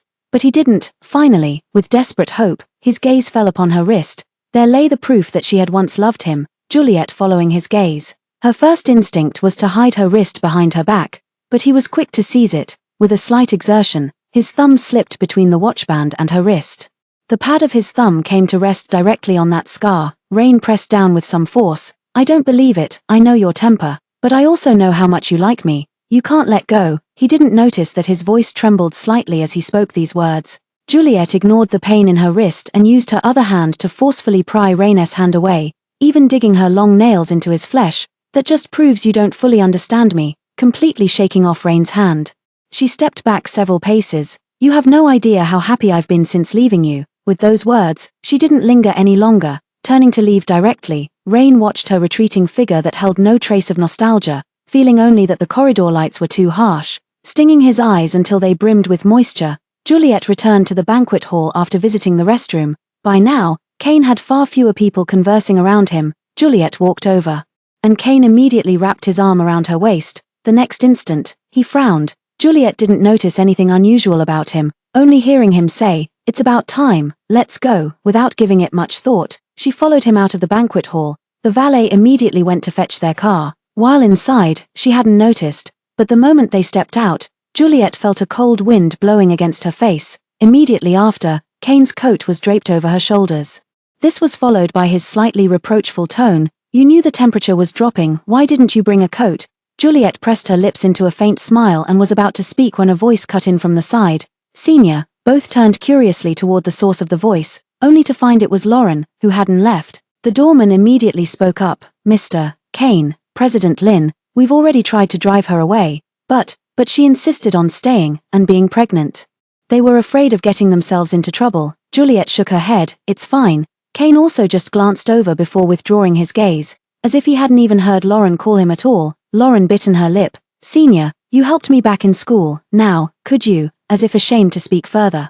She trailed off here, biting her lip in silence, yet the way her eyelashes fluttered was utterly heartrending to behold. Actually, Juliet rather admired her. After causing such a scene today, she still dared to cozy up to Kane like this. She was quite curious about what Kane's reaction would be to Lauren's request, so Juliet remained silent, but Kane didn't speak either, only squeezing her palm where their hands were joined. "Senior," Lauren called out again unwillingly.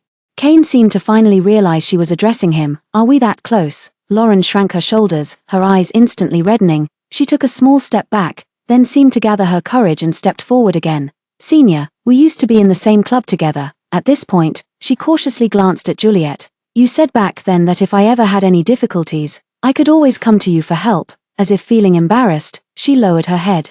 But a tear plopped audibly onto the floor. though she knew exactly what kind of person the other was. Juliet still stared in stunned silence. Kane glanced at Juliet, a hint of helplessness in his eyes. Yet when he spoke, his tone remained distant. "I say that to every new member who joins the club." After a pause, he added, "Taking someone's politeness as a command shows pretty low emotional intelligence." Lauren's face genuinely paled this time. Just then, Juliet's car was brought over, and Kane quickly pulled her inside. The entire way home, he remained silent, under the car's ceiling light. His cold and aloof expression still carried that untouchable aura, clearly not someone to be trifled with. Yet Juliet dared anyway. "Aya, why didn't you help me, Senior?" Kane cast a fleeting glance in her direction, then he drove the car even faster. Upon returning home, Kane immediately pulled Juliet into the bathroom, without giving her a chance to react.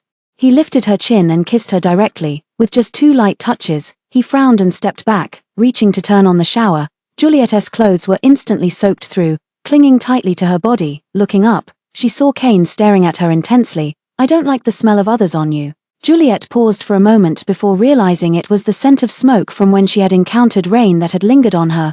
Water streamed down her cheeks.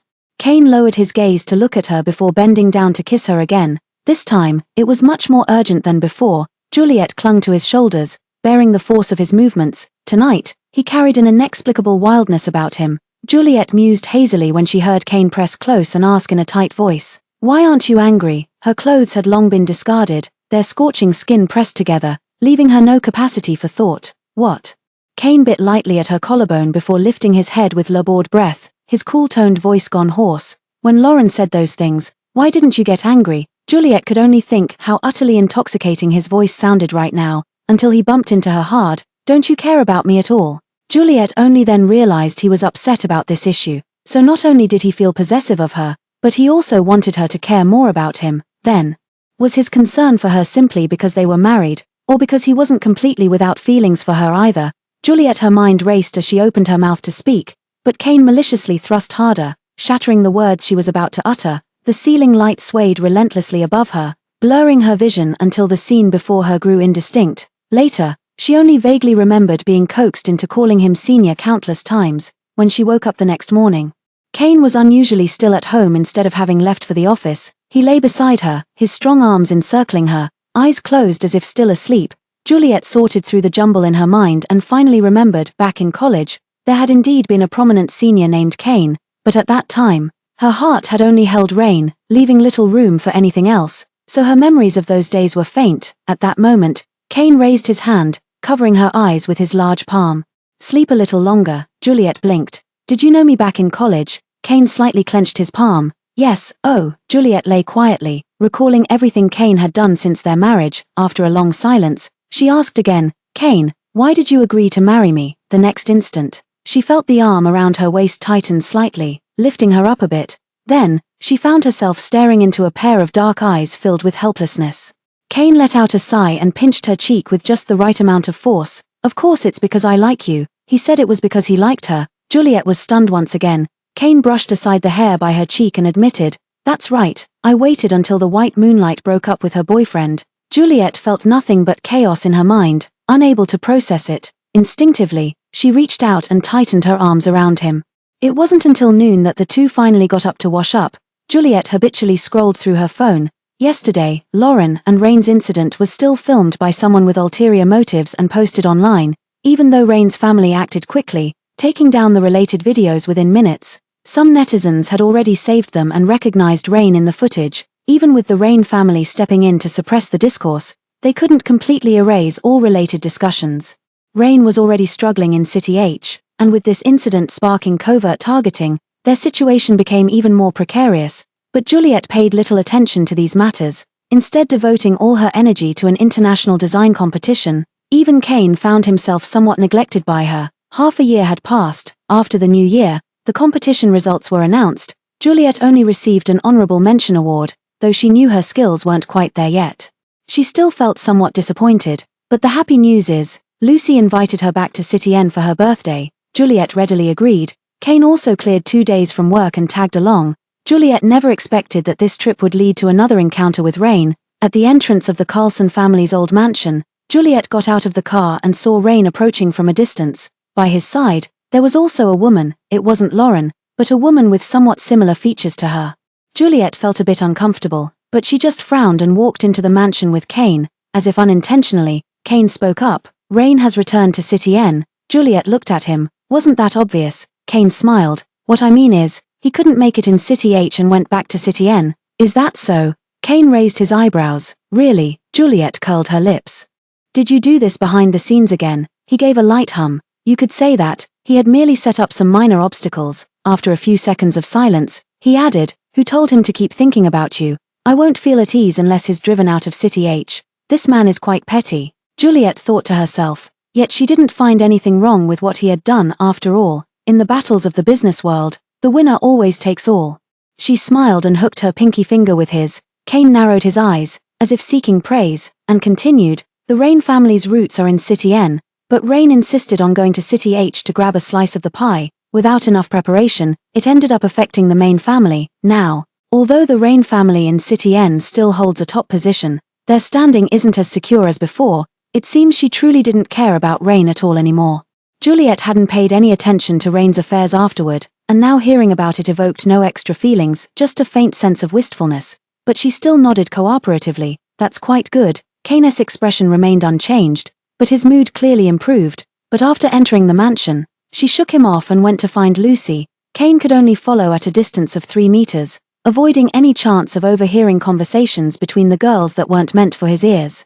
Rain also stood not far away, staring intently in this direction. That gaze was impossible to ignore. Kane frowned in disgust and took a few steps forward to block his line of sight. Lucy snorted and muttered under her breath, so annoying, I really don't want to invite Rain to my birthday party. But I have no choice, there's history between us. And you know what, I used to think he was a good man and perfect for you. Now looking back, I feel like slapping myself. You wouldn't believe it, despite how doting he seems with that woman by his side, he's actually keeping several others on the side. The man's practically begging to die in some woman's bed one day. After saying this, she abruptly changed the subject. Now that I think about it, Uncle Lin had better judgment. Mr. Kane treats you well, doesn't he? Your studio's reputation has even reached our City N now. Anyone can tell our young director Lin is living the good life just by looking at you. Juliet couldn't keep up with her machine gun-like chatter. Alright, stop teasing me. Fine, let's change the subject. Lucy tilted her chin toward Kane, who was looking down at his phone, and asked in a hushed voice, someone like Mr. Kane is pretty impressive, right? Juliet nodded, then belatedly caught the teasing glint in her eyes and realized there was more to her words. She sighed, can't you focus on something serious for once? Lucy chuckled and looped her arm through hers, steering the conversation to other topics. After such a long time apart, the two sisters stuck together until the birthday party ended. Lucy couldn't bear to part with Juliet. Childhood was better. We had so much time to play together. After growing up, you started revolving around Rain, then went abroad, and after returning, you moved to City H. Lucy sighed. I'll come visit you in City H. Don't find me annoying when the time comes, okay? I won't, Juliet smiled. They talked for quite a while longer before Juliet left. On her way back to the hotel, passing by an amusement park, Juliet happened to see someone removing their mascot head. It turned out to be Lauren. She couldn't help but take a few more glances. Why is she here? Lauren had a decent education. Even if she left Rain, she shouldn't have fallen to this state. Besides, at this time, Lauren should have just given birth, and Rain's family wouldn't have treated her poorly.